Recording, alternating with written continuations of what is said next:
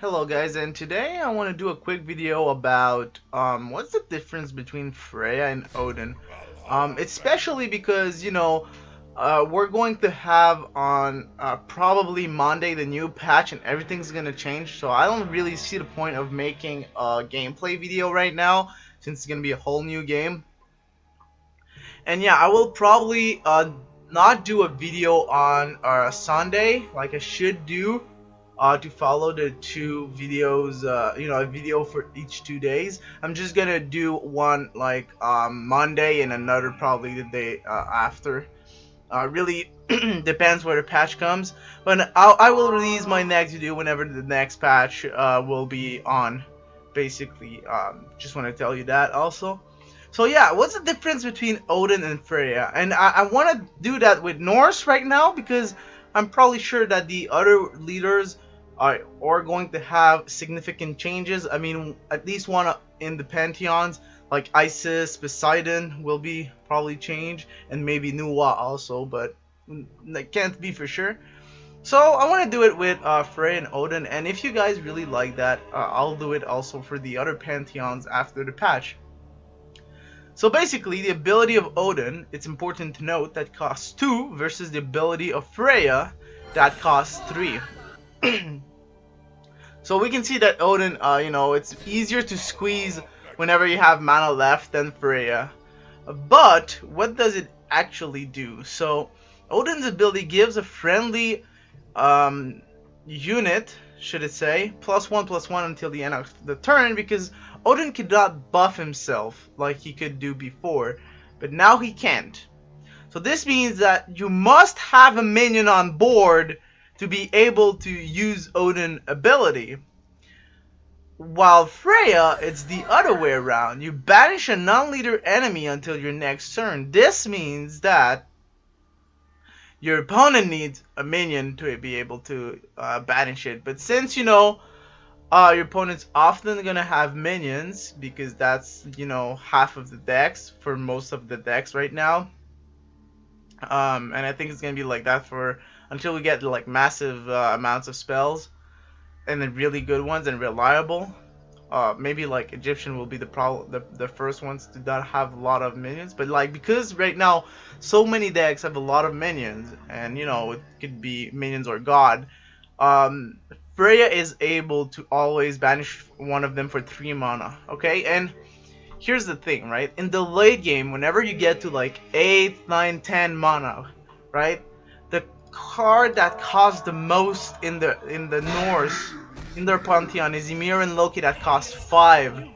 This means that it's really easy to remove an enemy with the ability of Freya, and even develop one of your biggest threats on board. So yeah, with the late game, Freya is gonna shine much better than Odin. Where Odin is gonna outshine Freya though is in the early game. Whenever you have like 1 health things like War Sigils and Hunter Sigils, and you want to give them, that extra health and that extra attack so they can like trade effectively, you're gonna be able to do that much more reliable. For example, you're going to play a Fenrir on the turn 6, you're going to also be able to buff him.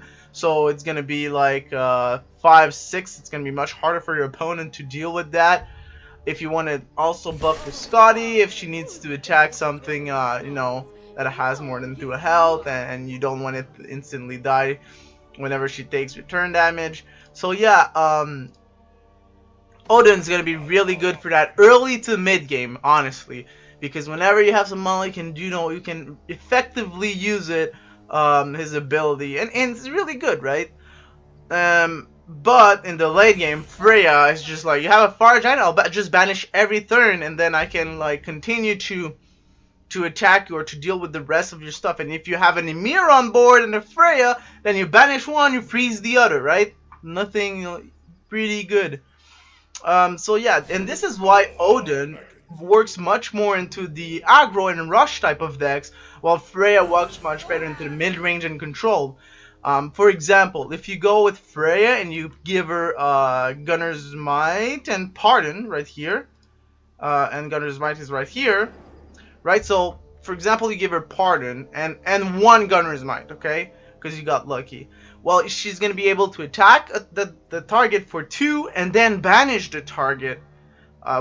So whenever you do that, you know, you can basically, the target can't do anything because he's not gonna deal with turn damage, and on your turn you smack him and you banish him until he die, and then you can banish another target. It is important to mention though that Freya, while her ability seems really OP, you know, in the early game it's really crappy because 3 mana is a lot. Even in the three first turns of the game, if you banish, you basically don't do anything else. Unless you have like Valhall's Blessing and Sorcery, maybe you can squeeze that in the turn when you have 4 mana. But yeah, right, so that's really crappy. And it's also important to note that Freya will remove the target for only 1 turn, and if the next turn you can't invest another banish into that target, well, you have to deal with it, right? Because it's gonna do something. So you don't infinitely always do her ability for free. It still costs 3 mana, and sometimes it's gonna be really tricky. You want to play something, but you have to banish because you start banishing. So yeah, and also Freya, like I said, had only 3 range with her ability.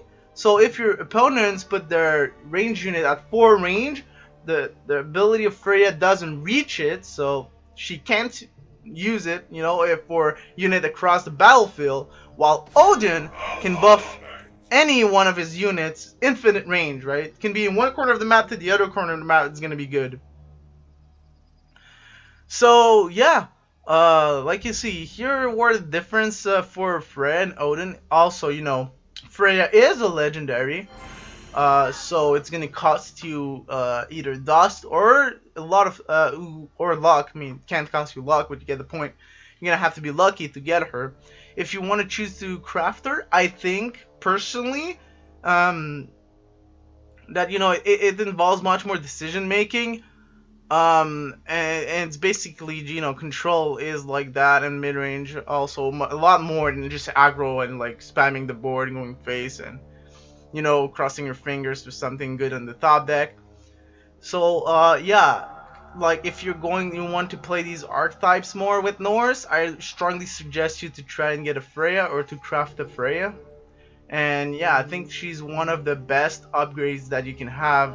What I mean upgrade, it's not upgrades, right? It's a different playstyle, but it's one of the, Freya will offer something totally different from what Odin can offer you. So it's also a different way to see the Pantheon. So thank you for watching, guys. I hope that you enjoyed the video, and I hope that you learned a lot today again. And take care. Leave a comment if you want to see something special in the, you know, upcoming days on the YouTube channel, and I'll see you soon.